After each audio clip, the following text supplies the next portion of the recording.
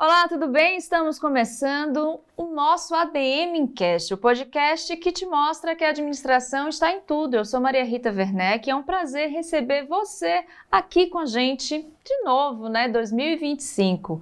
Bom, antes de trazer a minha convidada, eu gostaria de aproveitar e te pedir para seguir as nossas redes sociais, deixar seu like aqui no vídeo, seus comentários e, por que não, pedir para você também sugerir novos convidados, novos assuntos.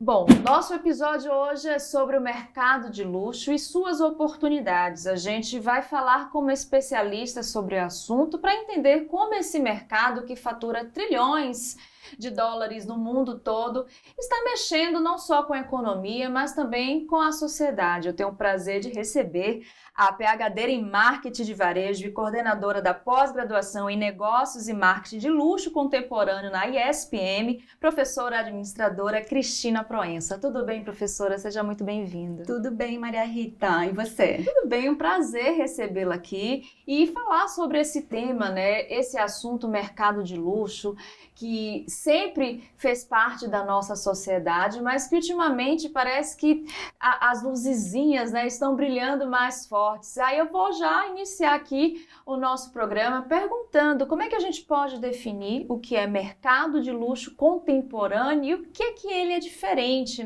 do mercado de luxo que a gente já conhece do passado. Bom, vamos lá.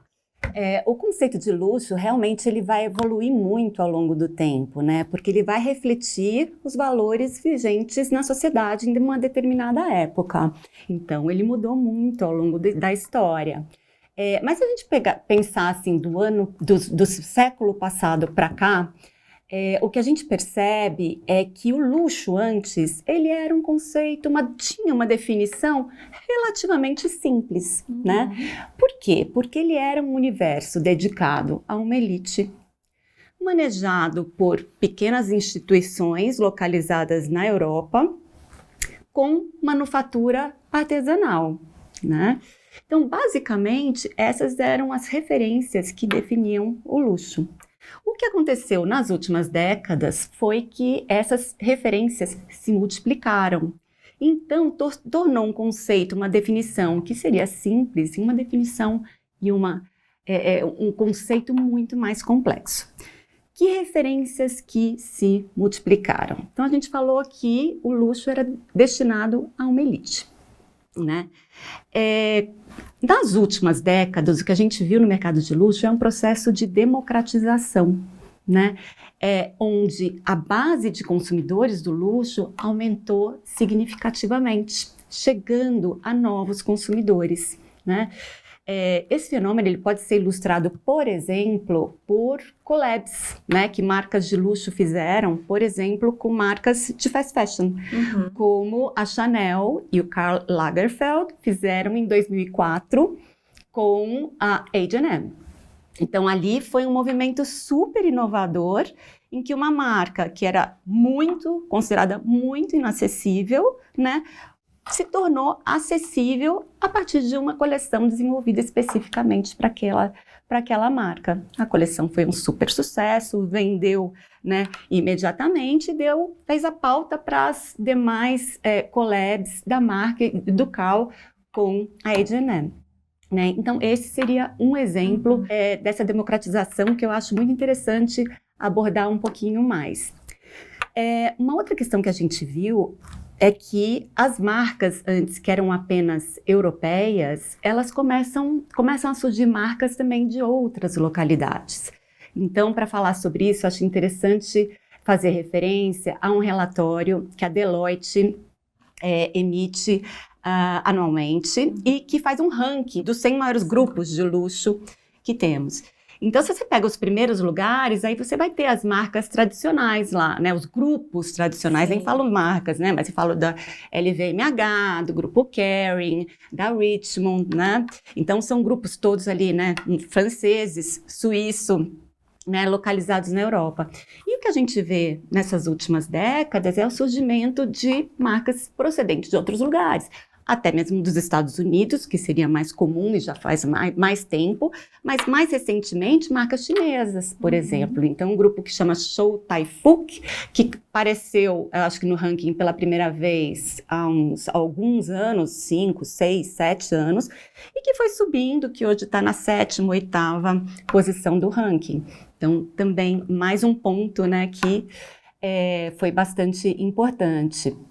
A gente vê também que o luxo antes também existiu o luxo. Em função também da democratização, você tem novas categorias, vamos chamar assim, né? Então, não sei se você já ouviu falar, mas aí você tem o luxo absoluto, você tem o luxo acessível, você tem o premium, né? Então, essas categorias, por quê? Refletindo diferentes níveis de luxuosidade, né, dos produtos ou dos serviços. Então, tudo isso faz com que realmente o conceito se torne muito mais complexo. Além disso, para fechar, e sem ser exaustivo, porque eu poderia ainda falar de outras questões aqui, mas o luxo migrou, né, do foco no produto para o foco na experiência. Então, antes, as marcas, elas buscavam muito a excelência do produto.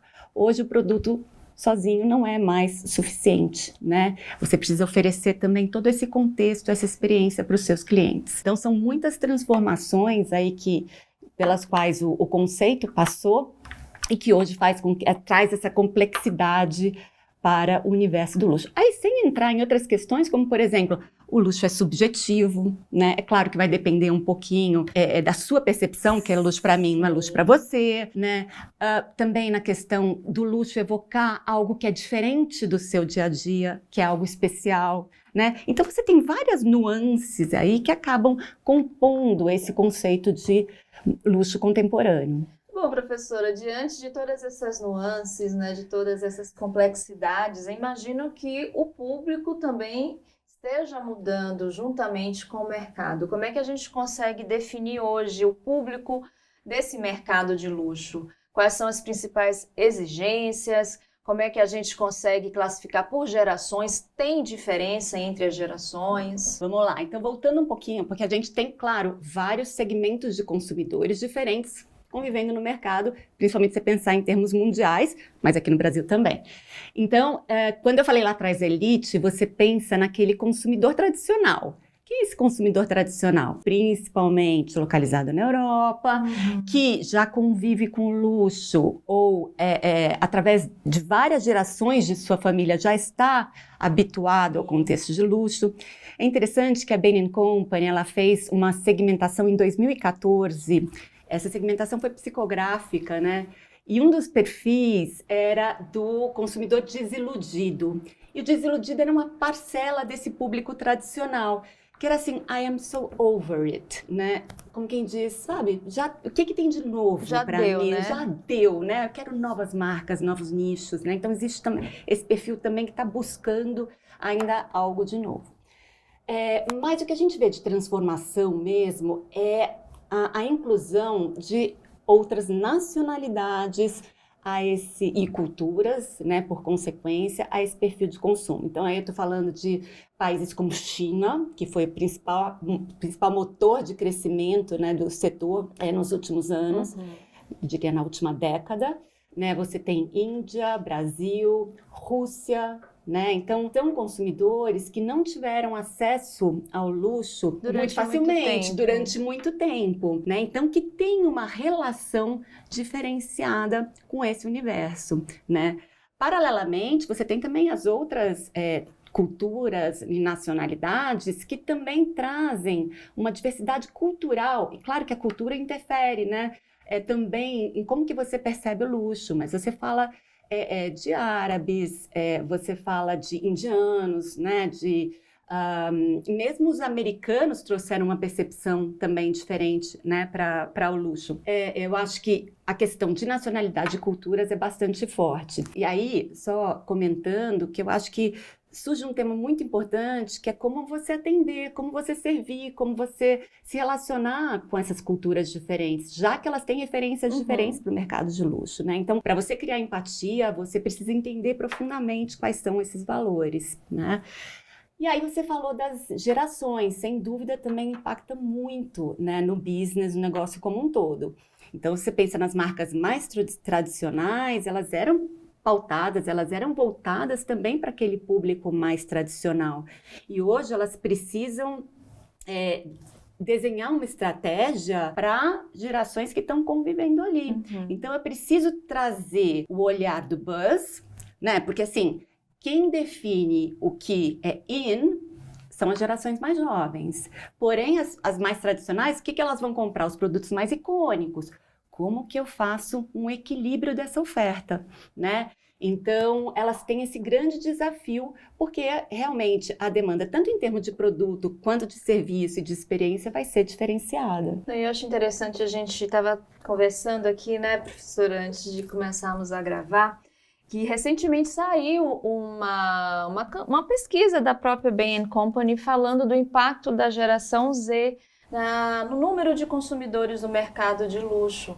Resumidamente, a geração Z ela não está mais adquirindo bens como moda, né, bolsas, sapatos, e estão se direcionando para a experiência luxuosa, viagens, passeios, né, exclusivos, em iates, enfim. Aí a gente estava conversando sobre isso e a professora trouxe um ponto de vista que eu achei super interessante, que experiência também faz parte desse mercado de luxo, né, professora? Explica um pouquinho pra gente sem isso. Sem dúvida, porque quando a gente pensa em mercado de luxo, a primeira coisa que vem à mente são as marcas de moda como referência, Sim. né? Por quê? Porque também elas têm um conhecimento, um awareness, né, para usar o termo, muito forte, né? Quando você pega, por exemplo, uma rede de hotéis, muitas vezes elas, apesar de hoje você ter os grandes conglomerados, né, que estão presentes no mundo todo e tal, mas elas muitas vezes são mais conhecidas em algumas regiões. Quando você fala de marcas, elas são conhecidas globalmente, né? Então são referências fáceis da gente fazer. Mas, no mercado de luxo, a gente tem 9 segmentos, né? Aqui varia um pouquinho, tá? A Bain considera 9 segmentos quando ela faz os estudos lá fora, e ela fez um estudo aqui no Brasil que ela diferenciou um pouquinho 9 segmentos abordados. Mas são 9 segmentos que vão para automóveis, né? Que vão para hotéis, que vão para cruzeiros, restaurantes, jatos privados, vinhos e bebidas finas, né? Então, você tem muitos segmentos que estão correndo em paralelo com a moda, né? A moda tem um peso muito forte.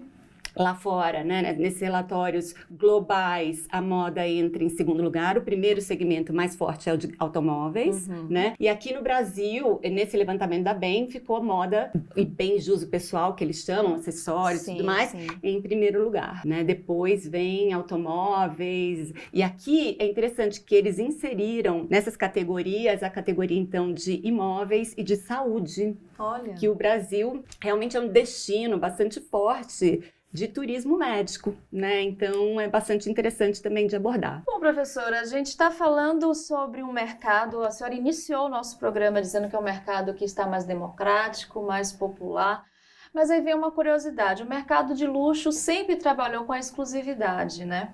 Como é que está sendo essa relação? O mercado que sempre foi exclusivo, agora ele está se tornando mais popular, a gente vê aí o impacto das redes sociais, popularizando ainda mais as marcas, e essa popularização está fortalecendo outros mercados, como de second-hand luxo, né, que são os brechós de luxo. Enfim, a gente está vendo as pessoas terem mais acesso mesmo. Como é que a marca está se comunicando com seus clientes agora, os clientes mais fiéis, diante dessa popularização? Sim, eu usaria o termo popularização, mas porque quando você fala em popularizar... Fica pejorativo, não? Não. Eu acho que você pode usar no termo de que também ele é mais conhecido. Sim. Né? Então, você populariza no sentido, agora as pessoas sabem do que eu estou falando. Sim. Né? Então, sim que popularizou muito. Né? E essa popularização, ela é consequência daquele processo de democratização que eu te falei. Nesse processo, o que aconteceu? Os modelos de negócio das marcas de luxo, para eles serem sustentáveis, não em termos de sustentabilidade, mas de prazo, de longevidade, né? Eles precisam expandir, né? E aí, como que as marcas fazem para expandir? Elas vão para novos mercados, então aí você fala em termos geográficos, e elas também trabalham com novas categorias de produtos. Então, nessa democratização, além de internacionalizar e chegar em diferentes mercados, as marcas começam a trabalhar com categorias que são consideradas mais de entrada, mais acessíveis, o que também tem que ser tomado muito cuidado para que não popularize no sentido pejorativo, ou seja, fazer com que seja menos exclusiva, né? Equilibrando a sua oferta, o seu mix, né? Então, eu continuar tendo todos os produtos e as categorias que são mais aspiracionais, né? Que, vamos dizer assim, vendem o sonho da marca, mas, ao mesmo tempo, está vendendo um pedacinho daquele sonho com categorias que são mais acessíveis para... vamos dizer, né, os outros públicos também, não aquele público elite que a gente falou no início. Mas mesmo assim a gente sabe que tem marcas que não fazem questão de se popularizar. Por exemplo, a gente tem a Hermès, que é exclusivíssima. A que patamar chega uma marca para ter esse poder de falar, não, eu quero manter minha clientela desse jeito para ter a bolsa, que a gente está falando da Birkin, né? Birkin que fala? Birkin, que é uma das mais exclusivas do mundo. Tem listas, né, de filas de espera mundiais. Que patamar é esse que chega essa empresa, essa marca? Maria Rita, eu vou te dizer que a Hermès é referência. Assim, eu acho que tem marcas que trabalham também muito bem. Eu não acho que o mercado de luxo está, né, se popularizando de um modo geral. Mas a Hermès, se você falar dos princípios do luxo, né, de tudo que as marcas deveriam fazer estrategicamente para atingir esse patamar diferenciado, a Hermès faz. Então, ela tem todo o aspecto de tradição, ela tem todo o aspecto de qualidade, de produção artesanal, de treinamento dos seus funcionários, do Made in France, que também é importante, porque muitas marcas, quando nesse processo de expansão, muitas vezes até realocaram as suas fábricas, né? o seu processo produtivo. E quando você compra um produto desses, você está comprando também um pouquinho daquela cultura, um pouquinho né? Então, existe essa relação que é muito importante de manter. E nisso, ela consegue também trabalhar com produtos que ficaram icônicos e reinventar esses produtos de uma maneira constante. Então, a Hermès aqui eu poderia também só ficar falando dela, mas a Hermès ela consegue trabalhar perfeitamente sem perder a essência dos pilares de luxo, né? E trazer isso para os seus produtos, para as suas lojas, que são controladas por ela, criando universos, né? Que são universos Hermès, mas que ela consegue fazer adaptações também locais, inclusive em termos de mix de produtos. Os funcionários são super envolvidos com a marca, então existe, por exemplo, um programa de intercâmbio entre artesãos e funcionários, porque o artesão que está lá na Hermès, que foi treinado durante 1 ano e meio para fazer uma Birkin, ou uma Kelly, ele também não conhece a ponta da venda, né? Então, isso é muito interessante. Um programa que daí leva também o consultor para conhecer a manufatura, mas a manufatura entender também como é que é o processo lá na ponta. Enfim, então, é uma empresa que, em todos esses sentidos, né, ela consegue manter uma estratégia muito clara e seguir à risca aí os princípios, os pilares do luxo. Excelente, professora. E sobre o impacto, né, professora, que a gente estava comentando no mercado de second hand? Então, o mercado de second hand é um mercado que, se você pensar, ele existe há muitos anos, né? Existia aquele brechó ali de esquina, né, que revendia produtos, alguns de luxo, outros não de luxo, né? Eram negócios desconexos, né? O que aconteceu é que, com o fenômeno do e-commerce, do digital, você consegue conectar muito mais facilmente o comprador ao vendedor, né? Então, esse mercado começou a crescer de uma maneira exponencial. Claro que você precisa educar um pouco as culturas, as pessoas, né? E cada uma das culturas a começar a vender ou a comprar do second hand. Porque, por exemplo, você pegar mercados como Japão, França, o second hand já é bem mais maduro, as pessoas estão habituadas, elas não acham vergonhoso, né, comprar. No Brasil, houve um processo de amadurecimento, né, para você conseguir enxergar aquilo como ok, né, vou comprar um produto de segunda mão. Mas o fenômeno é global, então o mercado de segunda mão ele tem crescido 3 a 4 vezes mais rápido do que o mercado de venda das marcas para as pessoas, né? Então, a gente vê essa tendência que não deve diminuir. Porém, eu vejo que as marcas já aceitaram, entre aspas, né? Quer dizer, existe esse mercado, ele vai acontecer a revelia das marcas E aí elas estão tentando entender ali como é que elas vão lidar com isso, né? Então tem algumas que, por exemplo, compram, né, alguns dos grupos que compram operações que já estão funcionando bem, pode second hand, né, para aprender ou para potencializar, né? Tem outros que compram uma participação societária, né, também em alguma das marcas. Tem outras que tentam desenvolver o second hand, né? A Isabel Marant, por exemplo, desenvolveu o second hand elas mesmas, porém é um outro business, né? Então também você tem que enxergar por esse lado. Enfim, então eu vejo que existe um esforço em tentar entender como participar, também para entender como é que é esse segundo ciclo de vida do produto, né? Porque o primeiro ciclo de vida, ok, mas esse segundo elas não têm controle. Então, para tentar entender ali o que acontece, né? E aí vamos ver como é que a coisa vai evoluir. Mas por enquanto, e eu acho que, assim, havia muita preocupação com relação a isso, e eu vejo uma questão, assim, mais convivência, sabe? Sim. Convivência e vamos ver como momento de compreensão, né, de entendimento. Exatamente. E quando a gente fala de mercado second hand luxo, a gente também está falando sobre sustentabilidade, economia circular. E falar de sustentabilidade numa indústria de moda, né, trazendo assim, fazendo esse recorte do mercado de luxo para a indústria de moda.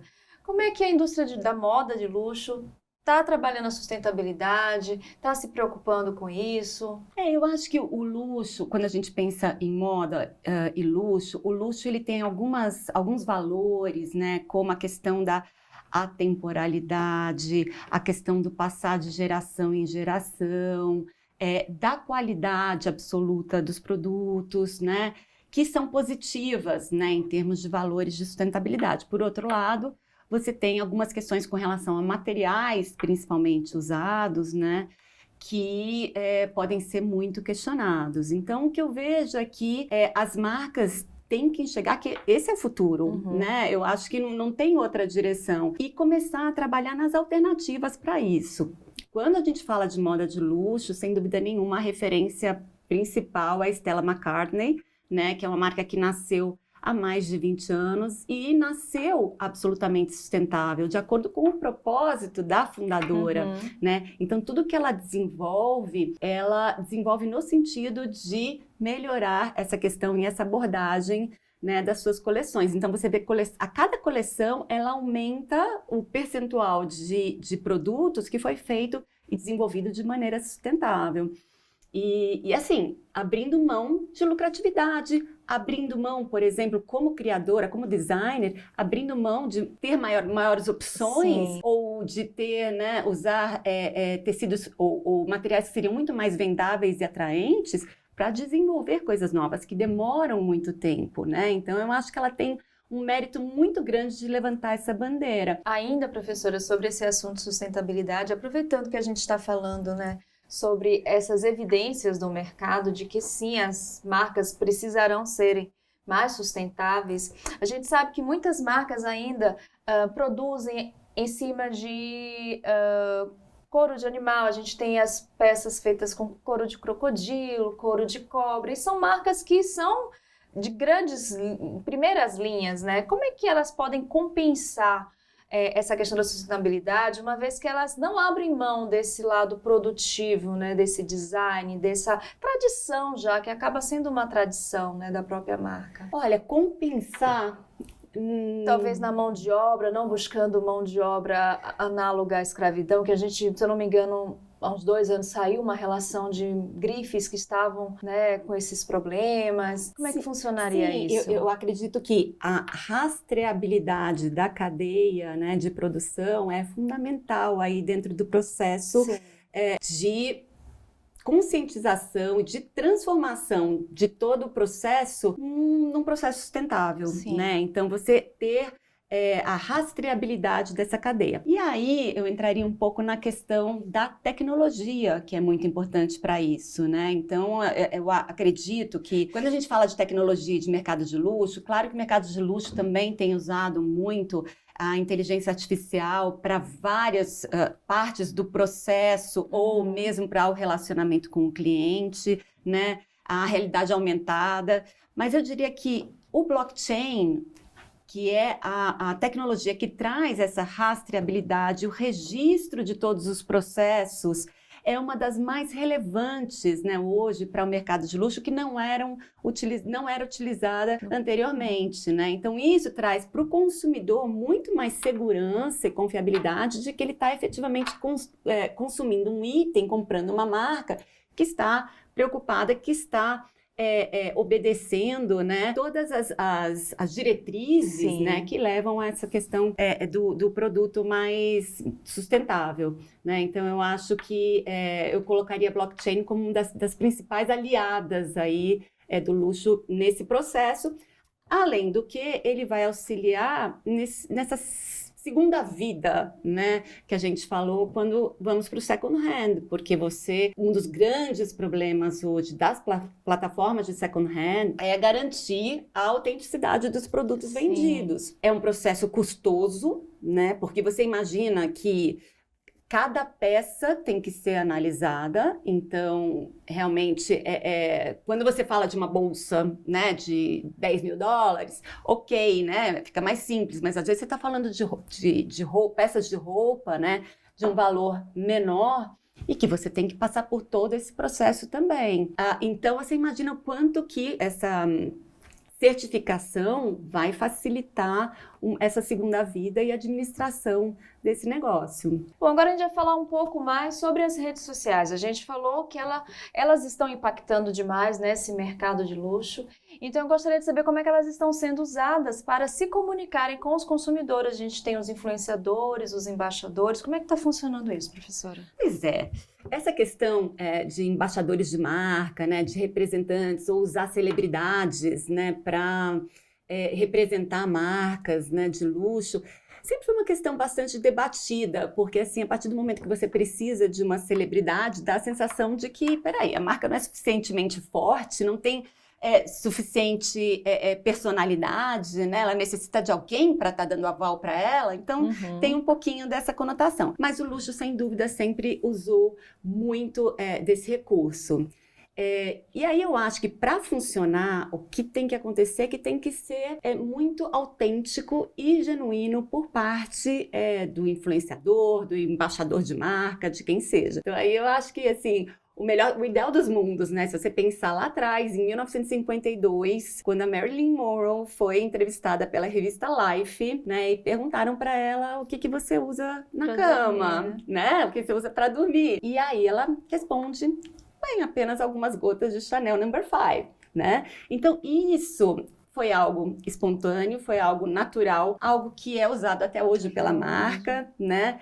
O produto se virou icônico, né? A marca, na verdade, ela conseguiu acesso às gravações que mostravam a Marilyn Monroe falando e citando em 2013. Tá lá nos Inside Chanel, eles colocam, inclusive, essa gravação, né? Então, isso foi muito espontâneo. E o que acontece? Faz com que a marca ela se destaque no meio de um mundo absolutamente poluído, né? De marcas, de mensagens e tudo mais. Então, nesse sentido, é muito forte. Eu acho que esse ponto de se destacar na multidão. Teve um artigo acadêmico que saiu há pouco tempo e que ele analisava os posts no Instagram, acho que era só no Instagram, de 3 marcas, era Valentino, Prada e Dior, tá? E aí eles tentavam analisar qual era o nível de engajamento, né? Quando esses posts tinham personalidades ou tinha alguém conhecido e quando era mais focado no produto. Eles descobriram que os posts que tinham pessoas, né, personalidades e tal, tinham 4,5 vezes mais curtidas e 9 vezes mais comentários. Então, mostrando que realmente atrai, né, chama muito mais atenção e gera esse engajamento, né? Então, isso é importante. E eles são muito importantes também quando você está indo para novas regiões geográficas, né? Porque muitas vezes o produto, a marca não é conhecida, então essas personalidades locais, os influencers, ajudam as pessoas, né, a ter mais confiança naquela marca. Agora, por outro lado, você tem, eu acho que alguns problemas, como, por exemplo, a personalidade, o influencer, enfim, ter algum desvio de conduta, né? Algum problema na sua vida profissional, entrar em fase de decadência. Eu ia até né? perguntar para a senhora, para você, como é que funciona quando a marca acaba aparecendo num vídeo ou em algum material impresso, assim, em situações desagradáveis, né? Uma bolsa numa situação bem, enfim, como é que a marca pode se comportar? Como é que ela deve se comportar nesse sentido? Existe, assim, uma neutralidade estratégica que pode acontecer. Muitas vezes a marca prefere até não falar muito, porque senão ela chama mais atenção ainda para aquele ponto, né? Então, eu acho que pode ser uma estratégia. Mas uma coisa que a gente vem percebendo é o seguinte, a gente falou que tem todos esses novos consumidores de luxo, né? Imagina dentro de cada país, dentro de cada região, que você tem comunidades, né? Pessoas com afinidades diferentes. E às vezes, através da música, através de um vídeo, você consegue chegar a furar essas bolhas, né? Chegar até essas pessoas. Então, eu acho que um exemplo bem bacana disso aconteceu na década de 80, né? Quando a gente tinha um estilista que era o Dapper Dan. Não sei se você já ouviu falar, mas ele, na verdade, ele era do Harlem, né? Ele começou ali a criar peças para o pessoal do hip hop, né? E lá pelas tantas ele descobriu que as marcas estavam colocando monogramas, prints, né? Nos tecidos. Ele começou a trabalhar com os prints das marcas e a vestir essas personalidades do hip hop. O que acontecia é que eles saíam nos vídeos, né? Com essas roupas, com essas marcas, com esses desenhos, né? Que o Dapper Dan criava. Lá pelas tantas ele teve problema porque começou a chamar a atenção das marcas. E aí as marcas foram atrás dele, levaram tudo, enfim. E ele continuou por muitos anos meio que no underground. As marcas mais citadas ali, mais usadas por ele eram Louis Vuitton, Gucci, Fendi também. E aí, em 2017, ele vendo um desfile do Michele para Gucci, ele viu um modelo que é dele, né? Olha. E aí, a Gucci vem conversar com ele no Harlem, abre uma loja para ele. Só que é o seguinte, agora você só vai produzir com tecidos, com motivos, com nosso, né, da Gucci. E lá vai ele, quer dizer, a Gucci abraçou um movimento cultural que estava acontecendo, quer dizer, de você ter pessoas, né, que estavam trabalhando a marca e que poderiam fazer parte também, né, do universo. Mais interessante ainda, teve uma entrevista recente aí do Pharrell Williams, né, que hoje é diretor criativo da parte masculina da Louis Vuitton, e ele fala, olha, minha origem era muito simples, eu nunca tinha ouvido falar de Gucci, de Louis Vuitton. Eu fui ouvir falar quando eu vi vídeos dos rappers vestidos com roupas do Dapper Dan, né? E aí que ele começou a criar. Então veja como foi possível furar essa bolha e chegar até esse público, né? Então eu acho que existem também esses casos que são de você ou abraçar ou de você ser neutro, né? A partir do momento, até o ponto em que não seja extremamente negativo, porque senão aí sim que valeria a pena acionar judicialmente a marca, né? Para que fosse descontinuado, tirado, etc. Ainda falando sobre clientes consumidores, a gente sabe que não recentemente, mas dos últimos anos para cá, melhor dizendo, o cliente é colocado no centro dos negócios. E isso é uma coisa que é para sempre agora, daqui para frente não tem como mais, né, regredir. Como é que as marcas estão pensando nisso? Como é que elas estão pensando os clientes no centro dos seus negócios, uma vez que elas acabam até se comunicando com clientes que passeiam por outras marcas, né? Às vezes o cliente ali de um relógio do mercado de luxo transita no mercado automobilístico de luxo, que transita na experiência do esporte de luxo. Como é que funciona isso, professora? Realmente, assim, se a gente pensar na evolução das estratégias das marcas de luxo, aí pensando principalmente, né, na parte de moda, você vê que antes o foco, como a gente já falou, era o produto, né? Então, assim, o produto tinha que ser excelente. Eu não estava tanto olhando o consumidor, por quê? Porque eu sou a marca, o que eu criar, né, esse consumidor vai comprar, né? Assim, era uma relação muito mais de mão única, né? E com o tempo, realmente, as marcas começaram a enxergar que essa relação ela precisava ser mais pautada nesse consumidor. Isso somado à questão da diversificação, da heterogeneidade dos perfis de consumidores que a gente falou antes, faz com que as marcas tenham que entender profundamente esse cliente, né? Para entender profundamente esse cliente, elas têm que se valer de ações de CRM que sejam muito efetivas, né? Então, assim, indo um pouquinho além do CRM comum.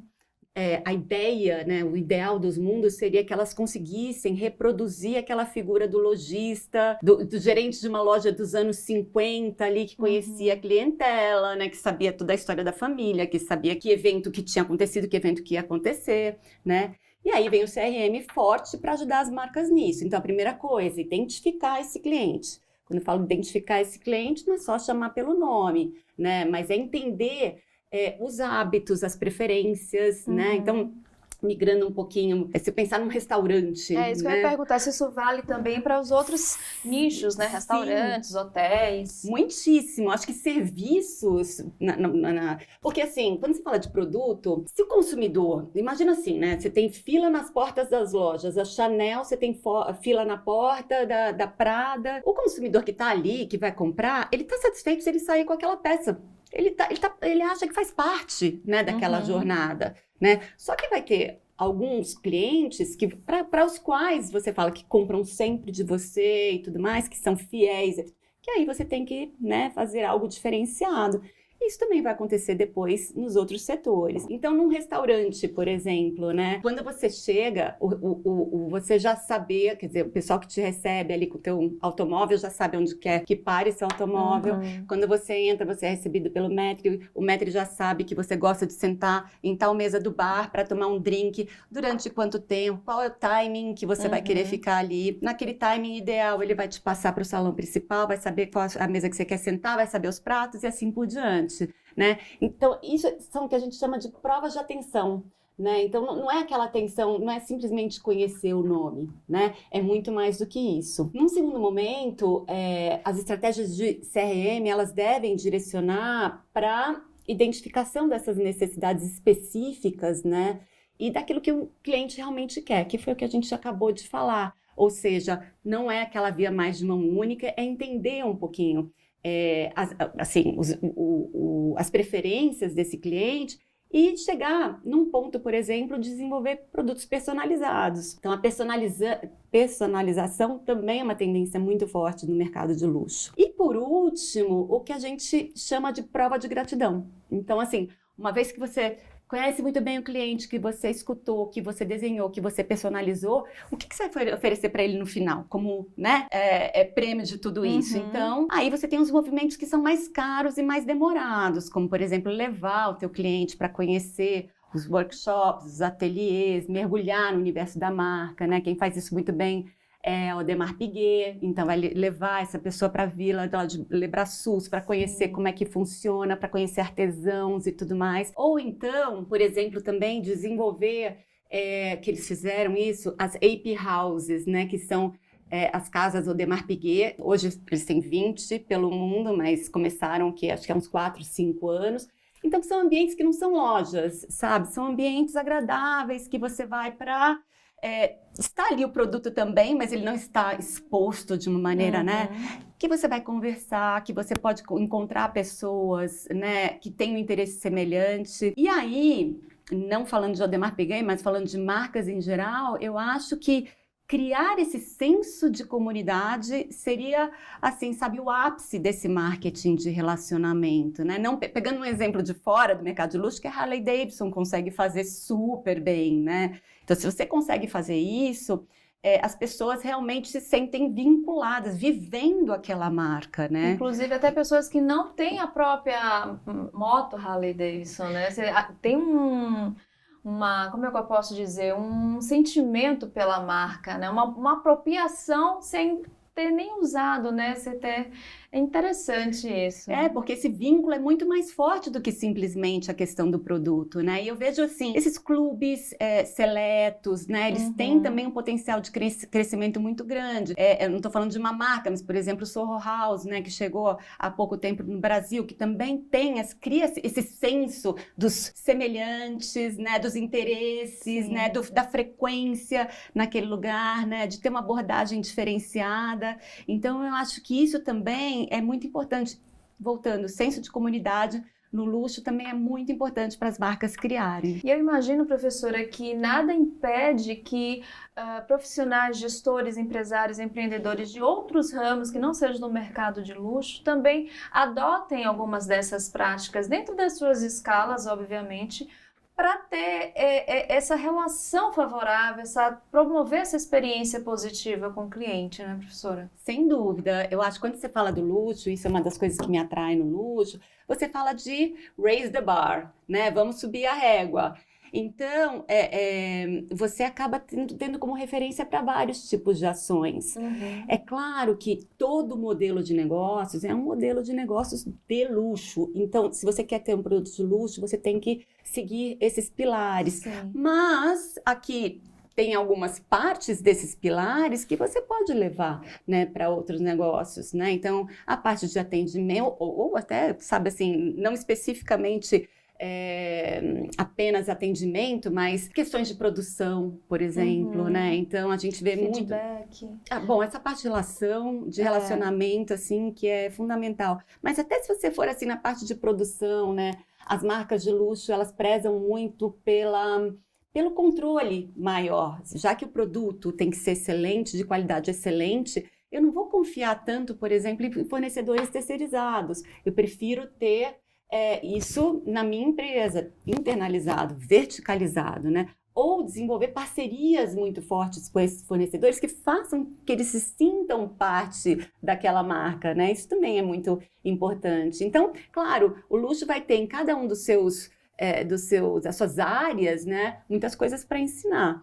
Mas para você ter um produto de luxo, você precisa de ter esse modelo de negócios completo. Bom, professora, a gente falou até agora de coisas ótimas, maravilhosas, bonitas, elegantes, mas a gente vai entrar agora num assunto que talvez seja um grande calo para o mercado de luxo, que é a pirataria.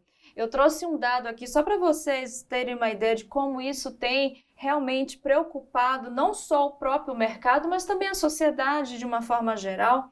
E de acordo com a Polícia Civil de São Paulo, até novembro de 2024, foram apreendidos mais de 13 milhões de produtos falsificados, entre eles muitos relacionados a marcas de luxo, principalmente bens de consumo, né? Bolsas, sapatos, perfumes, óculos, enfim. Bom, professora, eu gostaria de saber como esse crime tem impactado, né, o setor e quais são as principais estratégias que o gestor de luxo pode adotar para freá-lo, né? Voltando só um pouquinho, a falsificação, ela sempre foi uma realidade no mercado de luxo, né? Tem uma dica para quem se interessar sobre esse assunto, né, de falsificação. Tem um livro que é um romance, que é uma história, mas que é muito interessante, que chama Falsificadas, né?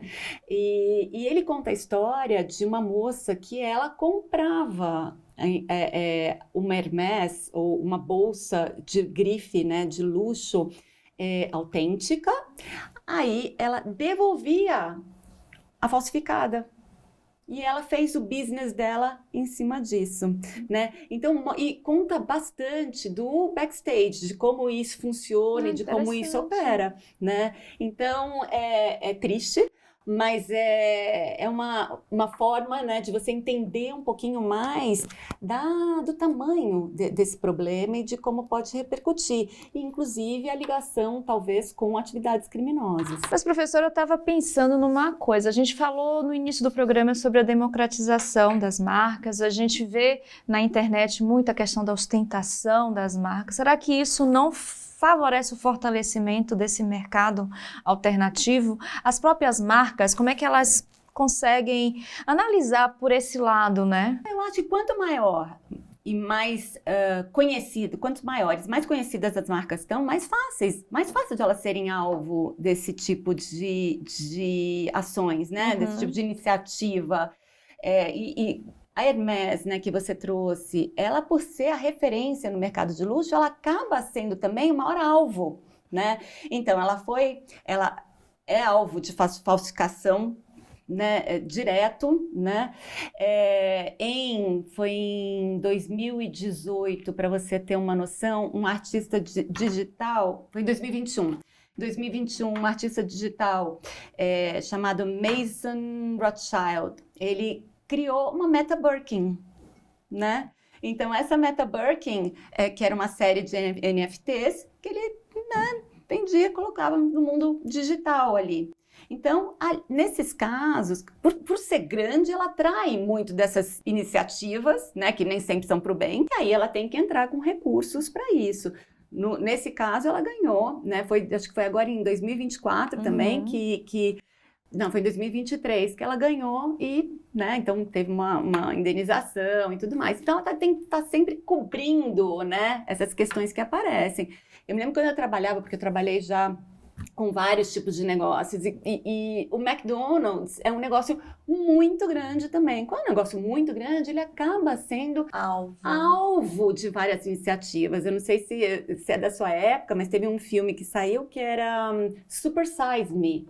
Esse Super Size Me era um filme em que o ator, o protagonista, ele tinha que ficar comendo, era um documentário na verdade, ele só podia comer McDonald's durante X tempo, né? Quer dizer, poderia ter feito com qualquer outra cadeia, ou poderia ter falado do fast food de modo geral, sim, mas o que acontece? Super Size Me e vinculado a McDonald's vai ser muito mais chamativo, né? Então, essas ações realmente têm que ser administradas pelas marcas, uma vez que elas são referências, né? Principalmente quando você fala em mercado de luxo, uma marca como a Hermès, que é a mais referenciada. Bom, a gente agora vai falar com você, empresário, empreendedor, que tem vontade, que já está planejando entrar nesse mercado de luxo. Professora, qual é a melhor forma, né, de iniciar nessa área? Através de franquias ou fazer algum curso especializado primeiro para entender de fato esse mercado? Olha, eu diria que ter um conhecimento profundo do mercado e dos seus mais diversos segmentos é fundamental. Os mais diversos segmentos a que me refiro são moda, hotelaria, né? Entender o funcionamento de cada um, porque cada um vai ter uma realidade muito distinta, enquanto um é muito mais baseado em um produto, outro é muito mais baseado em serviços, né? Então, e outros que têm outras nuances, como bebidas, por exemplo. Então, você tem que entender exatamente como funciona cada um deles para começar a direcionar o que você gostaria de fazer, né? Eu acho também que, bom, franquia, algumas marcas de luxo até já chegaram a trabalhar com franquia, mas não é o mais comum, né? Idealmente, as marcas de luxo, elas deveriam controlar muito a sua distribuição. Então, a operação com lojas próprias é bem interessante. Mas, claro, nem todo mundo, nem toda empresa, né, tem capacidade financeira para investir, né, em marcas próprias. Então, temos marcas de luxo que trabalham com franquia? Sim, também poderiam ser uma opção. Claro, quando você fala em empreender, poderia pensar no lançamento de um produto, no lançamento de um serviço, né? E aí o que eu vejo é assim, um produto é muito mais difícil de você desenvolver, de você lançar no mercado de luxo, até porque o brasileiro mesmo tem muito como referência coisas que vêm de fora, né? Então, essa comparação pode ser um dificultômetro aí, né?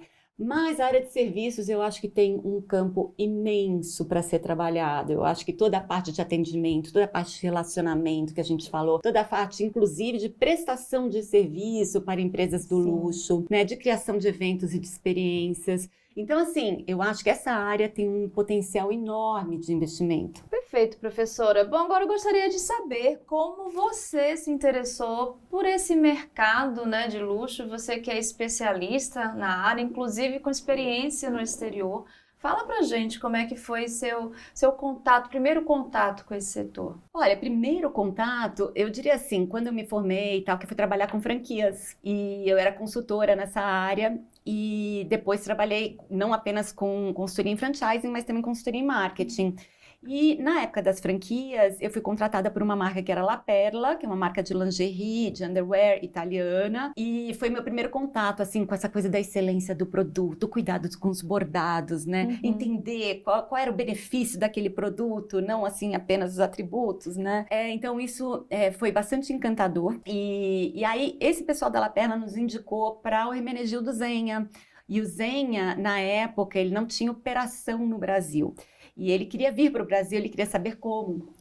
vir, né? E nós, então, fizemos uma pesquisa de mercado para entender como estava a marca Zegna naquele momento no Brasil, se era conhecida, se não era, né? Como que vale, porque assim, será que já valeria a pena vir diretamente com uma loja que o investimento é bastante alto? Enfim, e na época tínhamos a Daslu, né? Então a gente recomendou para que ele viesse pela Daslu para que a marca ganhasse um conhecimento maior antes de investir depois com lojas próprias, né? Então, desde aquela época, eu já tive essa referência, esse patamar que as marcas de luxo colocam como diferencial, né? E sempre ficou ali, né, vamos dizer, para mim, como uma referência, né? Então, ao longo dos meus anos aí, que eu trabalhei muitíssimo no varejo e consultoria de marketing em varejo e tudo mais, sempre tendo como referência. Mas foi quando eu fui morar em Barcelona, em 2012, que eu me associei a duas francesas. As duas francesas haviam trabalhado no grupo LVMH, na Dior, na Sephora, em outras marcas, e nós tínhamos a mesma ideia, que era seguir a área acadêmica, então dando aulas, né, para essa parte, né, na área do luxo, e prestando consultoria mais focada em treinamento, né? E foi o que fizemos. Então, aí que eu comecei a trabalhar com esse mercado, e acho que foi excelente ter começado na Europa, assim, né? Porque você tem essa proximidade um pouco maior das marcas, e também é um mercado que está num outro estágio de consumo. Então, é interessante ver as diferenças. Além do que Barcelona, como eu te falei, é super multicultural. Então, você também tem esse apelo, essa compreensão, né, da diversidade desse universo, né, que é muito grande. Então foi aí que eu realmente mergulhei, coordeno um curso em Barcelona também, que é uma especialização de moda e luxo para alunos de último ano da graduação de administração, mas isso tudo virtualmente. Quando eu posso, de 2 em 2 anos, eu vou até lá, né? E aqui, aí quando eu voltei para o Brasil, que continuei nessa linha, né? Agora, depois que a régua já foi elevada, então vamos continuar nesse sentido, né? Com certeza. Bom, e a escolha por administração? Fala pra gente por que o curso e aproveitando, onde é que você vê os seus colegas administradores trabalhando, né, as oportunidades para eles dentro do mercado de luxo? Olha, administração foi assim, na minha época você optava, né, humanas, exatas e biológicas. Sabe? Eu sou dessa época. E eu sabia que eu era de humanas, né? Apesar de gostar muito também da parte toda mais de exatas, mas eu queria humanas. E eu tinha 17 anos quando eu fiz a opção por administração, né? Então, assim, que eu acho que é muito cedo, tá? Então, eu acho que as pessoas podem ter mais tempo, aproveitar mais, experimentar mais, né? Mas meu raciocínio naquela época foi, eu acho que a administração vai me dar uma visão bastante abrangente, e aí, né, eu depois escolho onde me especializar. E acho que foi excelente. Acabei sempre seguindo com essa visão mais, vamos dizer, eu não escolhi uma coisa muito específica, como arquitetura, né, etc. Mas uma visão mais genérica, né, mais holística até dos negócios. Acho que foi muito bom. E para os meus colegas administradores que quiserem, né, enveredar aí pelo caminho do luxo, eu acho que, assim, que habilidades, né, que seriam interessantes, eu acho que a gente falou muito da importância dos serviços, né, no luxo. Então, a importância do relacionamento interpessoal, né? Eu acho que é fundamental. Você vai precisar disso fortemente em mesmo que você esteja trabalhando mais no backstage, você vai exercer. Eu acredito muito no human to human.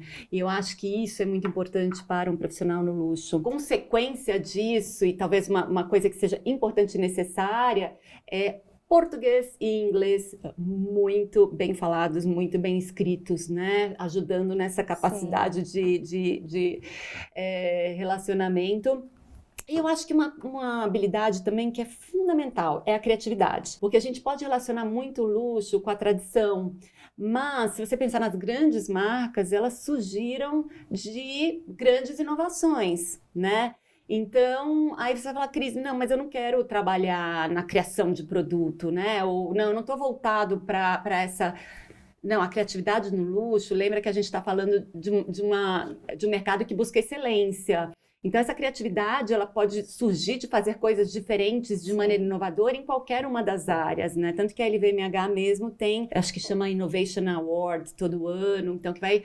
E que em várias diferentes disciplinas, vamos dizer assim, né? para ver quem está trazendo inovação para esse mercado. Então, criatividade e a busca da inovação, eu acho que é uma habilidade que pode ser super bem trabalhada e que vai perfeito com o mercado de luxo. Maravilha, professora. Agora a gente vai para a nossa dica de leitura. A professora Cristina preparou algumas dicas para a gente. Por favor, fica à vontade. Então, eu vou dar uma dica que é, na verdade, um clássico, pensando que eu estou falando com administradores que querem referências bibliográficas consistentes e tudo mais, né? Que é o The Luxury Strategy, do Jean-Noël Cafferer e do Vincent Pachen. Não é um livro para ler no final de semana na piscina, né? Ele é um livro mais denso e ele é um livro que ele é desse luxo talvez um pouco mais clássico, né? Mas que eu acho que é um ponto de partida interessante para a gente entender da onde veio, né, esse conceito de luxo que a gente está trabalhando atualmente. Então, enfim, ele traz, não vou dar spoiler, né? Ele traz capítulos aí que são muito interessantes e vale a pena ler. E aí, para trazer uma visão do luxo contemporâneo, eu sugiro o livro dos professores da SPM, da pós-graduação em Negócios e Marketing de Luxo Contemporâneo. Então, é um livro que está disponível para download no site da SPM e que vai trazer uma perspectiva aí, né, acho que são 13 professores incríveis, que são nossos professores da pós-graduação, em temáticas diferenciadas. Então, você tem desde a parte mais de definição, história, luxo, tem a minha parte falando de modelos de negócio, estratégias, né, que seria desvendando modelos de negócio no luxo. Então, falando da estratégia e da operação. Temos um pouco também da abordagem do consumidor, partes de comunicação, internacionalização. Então, você tem ali pílulas, né, das várias temáticas que eu acho que são importantes para a gente considerar quando a gente pensa numa estratégia de marketing de luxo nos dias de hoje. Fala pra gente, professora, como é que você vê o futuro do mercado de luxo, principalmente aqui no Brasil? Eu acho que, se a gente pensar assim, de maneira geral, antes, só para ver o contexto, né, realmente o luxo migrando para essa área de experiências, né, da coisa que o luxo não é mais para vestir, o luxo é algo para se viver. Então a gente vê realmente esse crescimento, esse shift aí na conduta dos consumidores, né? Quando a gente pensa em Brasil, é um mercado extremamente promissor, porque o mercado mundial, então, andando nesse momento um pouquinho de lado, e talvez mercados que não sejam tão grandes, né, mas que têm um potencial de crescimento grande, como é o Brasil, então virem assim o foco de marcas que estão vindo, que vão continuar investindo, e não só marcas de moda, como marcas, né, vamos dizer, de hotéis e tudo mais. Então, se você pensar que o Brasil vem crescendo a um ritmo acelerado, mas a projeção da Bain, nesse estudo, é de crescimento de 6% a 8% nos próximos anos. Então, se ele fatura hoje 74 bilhões de reais, ele vai faturar 130 em 2030, né? Então, potencial muito bom. Uma coisa também importante que eu vejo no Brasil é que eu acho que a gente sempre fala, né, que o luxo deve ir onde o mercado está. Muito bom, professora. Eu quero muitíssimo te agradecer, né? Você está aqui com a gente trazendo esse conhecimento tão grande sobre esse mercado que a gente já iniciou falando, que movimenta trilhões de dólares no mundo todo. Então, espero que vocês tenham gostado. Professora, muito obrigada pela presença. Obrigada a você. Foi excelente bater um papo com você sobre esse mercado maravilhoso do luxo.